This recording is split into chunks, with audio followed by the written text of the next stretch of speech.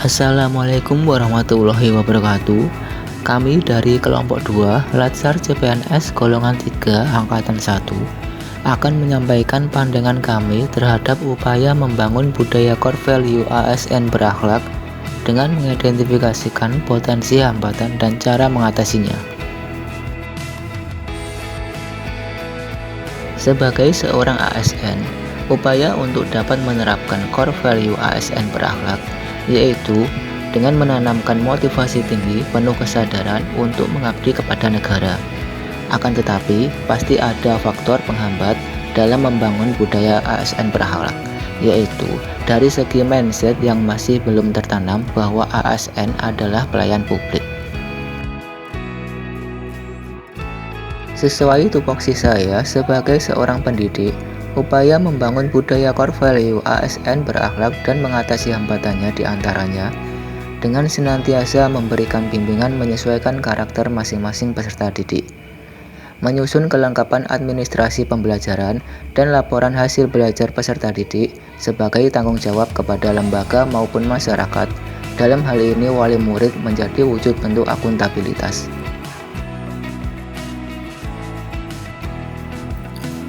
Core value yang menjadi acuan mendasar dan diperhatikan secara konkret oleh seluruh sumber daya manusia dalam suatu organisasi kerja menjadi faktor determinan yang dapat mendekatkan organisasi pada pencapaian tujuan organisasi secara umum, baik pada organisasi publik maupun organisasi bisnis. Bagi organisasi publik seperti birokrasi pemerintahan, internalisasi core value yang menjadi prasyarat agar dapat berperan mengakselerasi pencapaian tujuan organisasi, utamanya dalam mendukung reformasi birokrasi menuju birokrasi kelas dunia.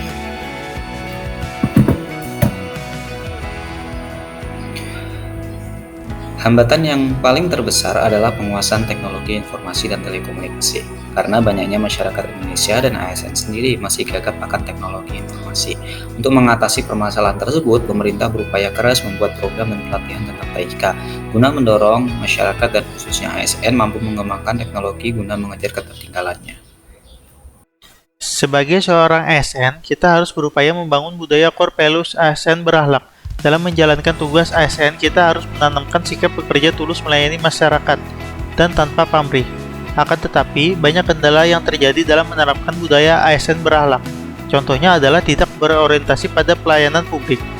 Upaya yang dapat saya terapkan sebagai seorang ASN tenaga kesehatan mengatasi hal tersebut adalah dengan senantiasa mendahulukan pelayanan dan keselamatan pasien di atas segala-galanya. Petugas dilarang meminta uang muka atau syarat administrasi baru memberikan pelayanan yang dibutuhkan pasien, terutama dalam keadaan darurat. Karena kita, ASN, pada dasarnya adalah pelayan publik. Assalamualaikum warahmatullahi wabarakatuh. Sini saya Abdul Muslim tentang pembahasan saya di sini tentang budaya core values ASN berakhlak. Membangun budaya core values ASN berakhlak di instansi tempat saya bekerja, yaitu dengan disiplin dan bekerja. Artinya kita berangkat pulang sekolah tepat waktu. Sedangkan faktor penghambat biasanya paling sering ditemukan dalam membangun budaya core values ASN yang berakhlak, yaitu rasa malas dan ingin meninggalkan tanggung jawab.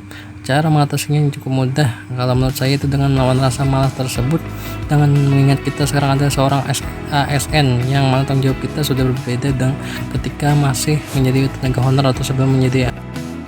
Core value memberikan penguatan budaya kerja ASN yang profesional, sekaligus memudahkan proses adaptasi bagi ASN ketika melakukan mobilitas tupoksi masing-masing. Adanya satu core value yang berlaku secara umum turut memperkuat peran ASN sebagai perekat dan pemersatu bangsa. Pada saat pandemi, sebagian besar kegiatan bersifat online. Namun sayangnya, kerja virtual tersebut tidak diimbangi dengan target dan ukuran kinerja yang jelas. Akibatnya, sisi akuntabilitas menjadi sulit terukur. Sesuai tupoksi saya sebagai pendidik, untuk membangun budaya core value ASN berakhlak dan mengatasi hambatannya adalah: yang pertama, analisis karakteristik peserta didik yang meliputi latar belakang gaya belajar dan bakat minatnya.